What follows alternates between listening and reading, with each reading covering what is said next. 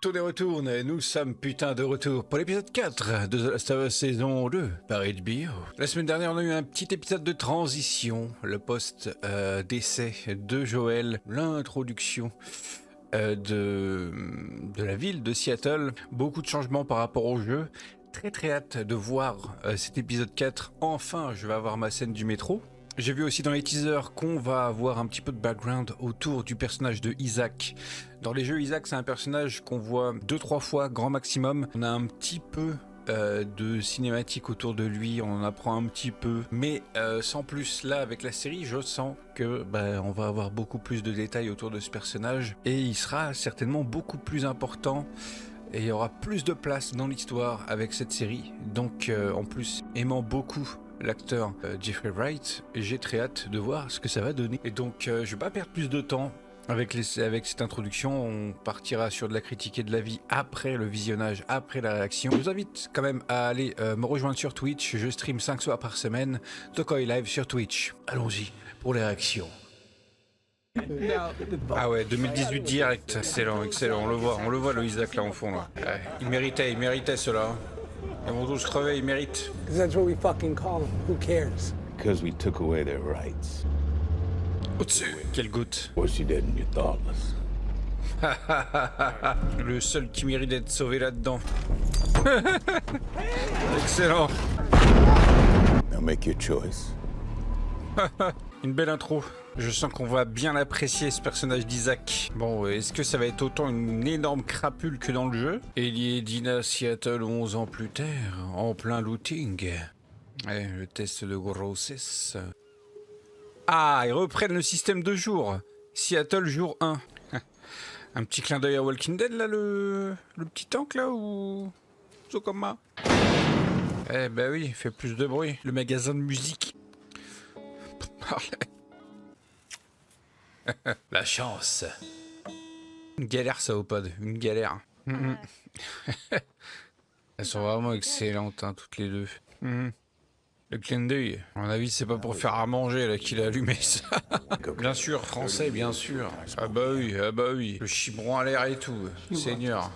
A couper ça au montage hein, je suis normal. Je sais que c'était pas pour faire à manger. Je savais. Aïe. Because you broke the truce. Because you broke it because we broke it. I'm not playing your little chicken and egg game. Direct la tension entre les deux groupes. Excellent en fait hein. Excellent. Ah ouais, il attend sa main, il s'en bat les couilles.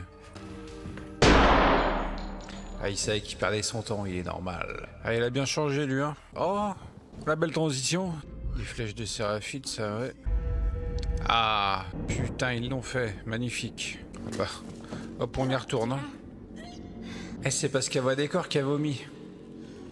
Non, mais c'est aseptisé la team, c'est... Non, mais c'est pas assez hardcore là, l'équipe là. Faudrait qu'on soit bien zoomé sur les clips là. Je ressens pas assez que c'est violent là, les mecs. Nice.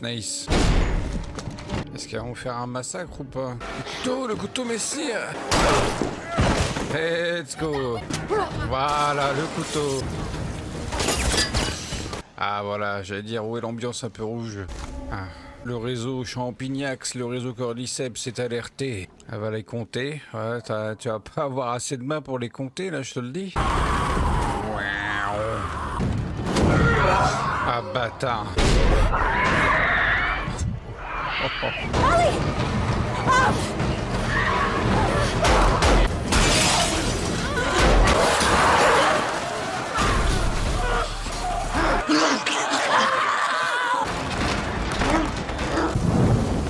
Le théâtre. Ah. Bah oui, elle sait pas. I'm gonna walk over there, nice and slow. Bon, est-ce que du coup Dina va lui dire aussi à ce moment-là? Elle va lui dire là. I'm pregnant. Voilà. Et B. It was Jesse, right? Bah, quelle question? See that white building out there? That's it. Je crois qu'on voit le logo de l'hôpital au loin là. Prochain épisode, ça va chier. Ok. Mais matons-nous la petite preview de l'épisode 5, tiens, pendant qu'on y est. So what do you Ok, want to do? quasiment toutes les deux.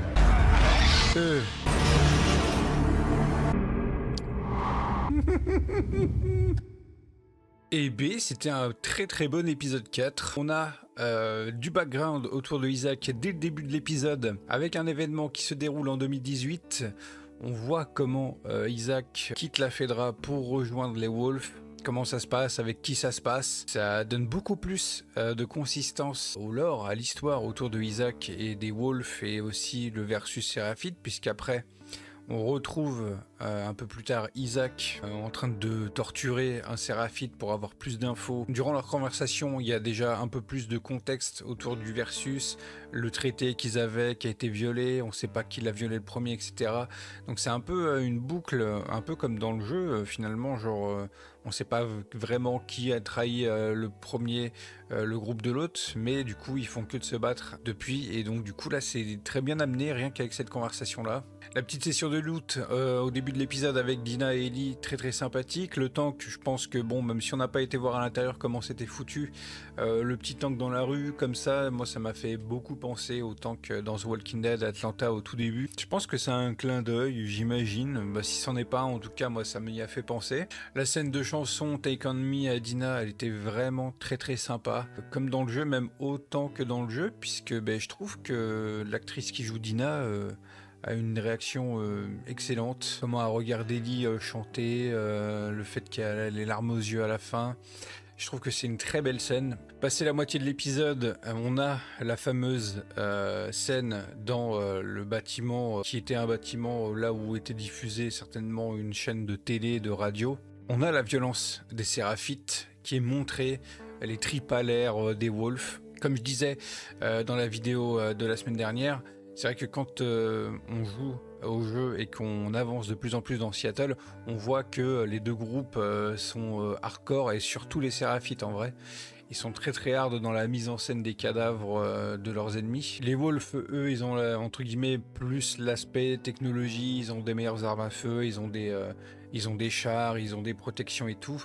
Mais les Séraphites, bien qu'ils aient pas vraiment des armes à feu de ouf, ils ont tout ce qu'il faut pour faire peur à leurs adversaires, notamment avec ce genre de mise en scène qu'on a pu voir dans le bâtiment. Durant cette scène, on a donc des Wolves qui débarquent et qui du coup sont à la recherche des personnes qui viennent détriper leurs collègues. Malheureusement, c'est Ellie et Dina qui se retrouvent dans le bâtiment à ce moment-là. J'ai trouvé ça bien que il y ait cette scène-là contre les Wolves, mais que ça parte pas en massacre en mode Rambo comme on peut le faire dans le jeu. Ellie et Dina arrivent à s'enfuir du bâtiment, mais quand même en tuant 2 personnes sur leur passage. Et encore, c'était du self-défense, c'est pas vraiment de l'attaque fourbe et tout pour passer. Donc on garde quand même une logique plutôt réaliste. Ça aurait été quand même pas mal abusé qu'ils arrivent à enchaîner tout le monde en mode Rambo, mais si ça avait été bien fait, pourquoi pas. Là ils ont décidé, Craig Mazin et Neil Druckmann décident vraiment de prendre le jeu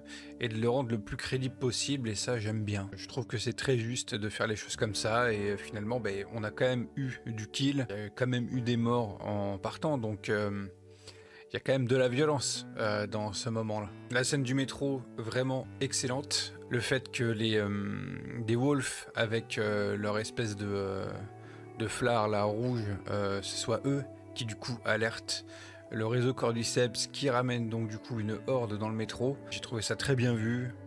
Dans le jeu, c'est amené différemment, le fait qu'il y ait des infectés dans le coin qui arrivent plutôt en masse sur la fin de la scène. Là, c'est amené logiquement via leur réseau Cordyceps. Très bien vu aussi. Il y a énormément d'infectés du coup qui débarquent. Les Wolves se font surprendre.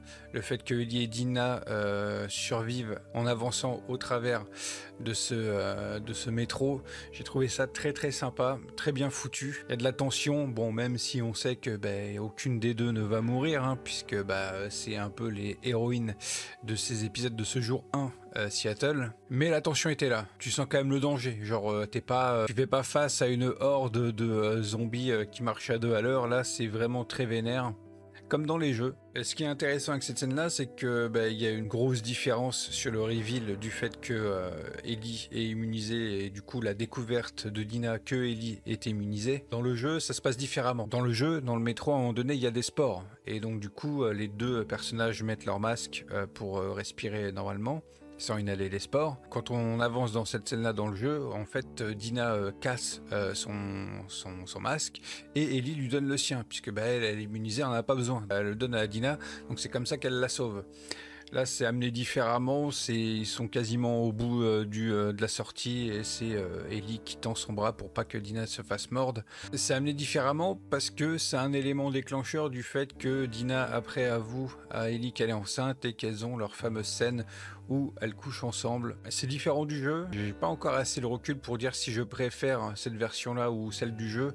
Bon, je pense que je vais quand même rester sur celle du jeu parce que c'est l'original, mais le fait qu'en fait ce reveal serve à quelque chose derrière, c'est des choix qui sont différents du jeu, mais qui servent à quelque chose dans le récit, qui amène à une scène en particulier, donc c'est bien vu. Genre, j'ai pas de... Même si je peux avoir une préférence pour la manière dont c'est fait dans le jeu, dans la série, c'est fait aussi d'une belle manière, donc il n'y a pas forcément de critique négative à faire dessus, je trouve. Du coup, après cette nuit-là, on a cette fameuse attaque où, du coup, Dina et Ellie voient ce qui se passe au loin et donc, du coup, savent qu'ils doivent aller là-bas parce qu'il y a Nora et que Nora fait partie du groupe d'Abby qui est venu autour de Jackson. Donc, après, on s'est regardé le teaser.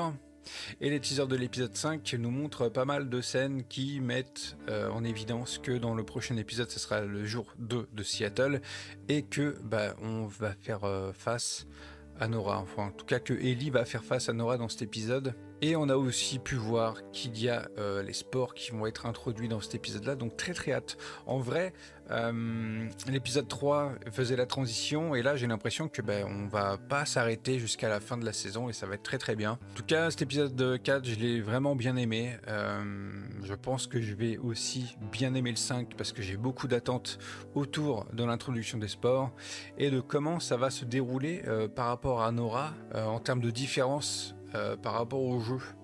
Donc je suis très très curieux de voir comment ça va se passer, donc très hype pour la semaine prochaine. L'épisode 4, il a vraiment tout ce qu'on peut attendre d'un épisode de The Last of Us. Il y a de l'action, il y a des infectés, il y a des moments plus chill, il y a des moments de discussion.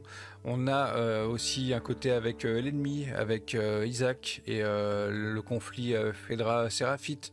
Il y avait vraiment tout ce qu'il fallait dans cet épisode-là, donc pour moi c'est un très très bon épisode. Je vous invite à me dire en commentaire ce que vous avez pensé de l'épisode. Est-ce que vous avez hâte d'être là la semaine prochaine pour avoir la suite? Encore une fois, je vous invite à me rejoindre sur Twitch, Tokoi Live sur Twitch, je suis en live 5 soirs par semaine. Je vous invite aussi à me rejoindre sur mes réseaux sociaux et le Discord pour avoir le planning et tout ce que je fais. Partage de clips, posts, stories, etc. Si vous voulez suivre tout ça, vous avez tous les liens dans la description. Je vous dis à la semaine prochaine pour l'épisode 5. Ciao!